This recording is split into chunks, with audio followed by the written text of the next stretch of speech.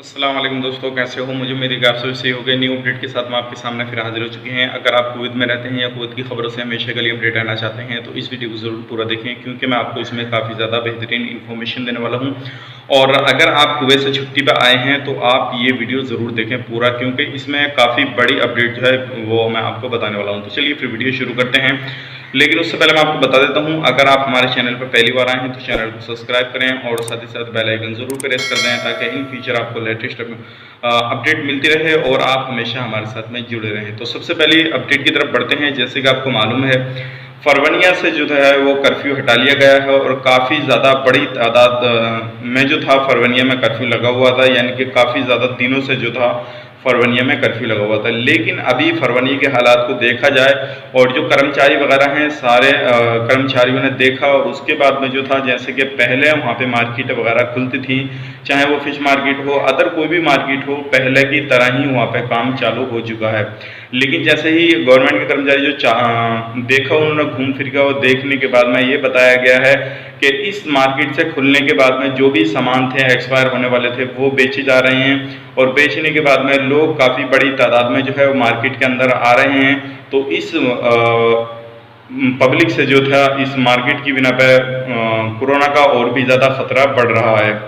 तो हो सकता है इस मार्केट को लेकर कोई नया फैसला लिया जाए, लेकिन अभी किसी तरह का कोई भी फैसला नहीं लिया जाएगा, क्योंकि ईद के बाद ही हो सकता है किसी भी तरह का कोई भी फैसला लिया जाए।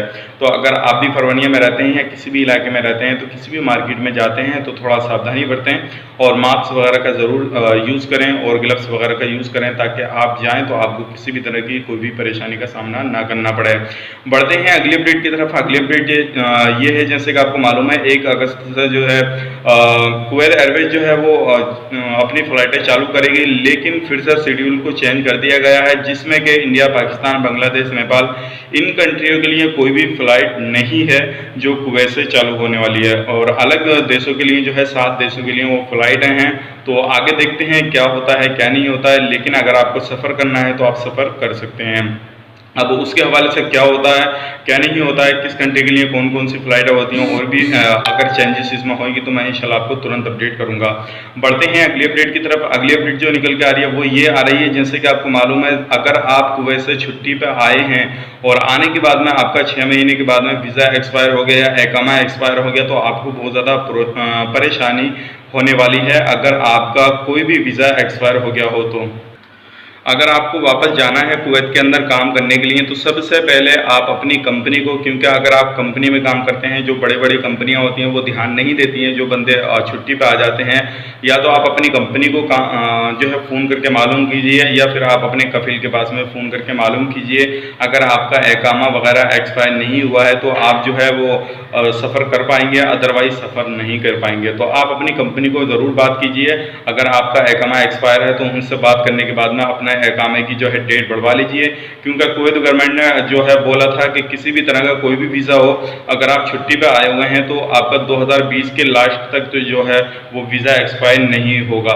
तो उसके लिए कुछ प्रोसेस जो कंपनी वो पूरा करेगी, तो आप अपनी कंपनी को ज़रूर याद दिलाइए अगर आपका एकामा वगैरह एक्सपायर हो गया हो तो, क्योंकि तभी आप जो है सफ़र कर पाएंगे। तो ये कुछ लेटेस्ट अपडेट थी, सोचे कि आप लोगों को आगाह कर दूं, ताकि अगर आपका एकामा एक्सपायर हो गया हो तो आप जो है अपनी कंपनी से बात करके, अपने कफिल से बात करके उसको रिन्यूअल करा सकें, और रिन्यूअल कराने के बाद में 1 अगस्त के बाद में जो है आप सफ़र कर सकें। और काफ़ी सारे लोग इससे रिलेटेड क्वेश्चन वगैरह भी कर रहे थे, कमेंट वगैरह भी कर रहे थे। तो उम्मीद करता हूँ ये सारी जानकारी आपको पसंद आई होगी। पसंद आई तो लाइक करें, शेयर करें, और किसी भी तरह की क्वायरी वगैरह आप हमसे करना चाहते हैं तो हमें इंस्टाग्राम पर फॉलो कर सकते हैं, फेसबुक भी फॉलो कर सकते हैं। वहाँ पे मैं पोस्ट वगैरह डालता रहता हूँ तुरंत जैसे ही कोई भी न्यूज़ अपडेट होती है। तो चलिए फिर मिलेंगे इस नेक्स्ट वीडियो में। तब तक के लिए आप अपना ख्याल रखें, अपनी फैमिली वालों का ख्याल रखें। Take care, bye bye.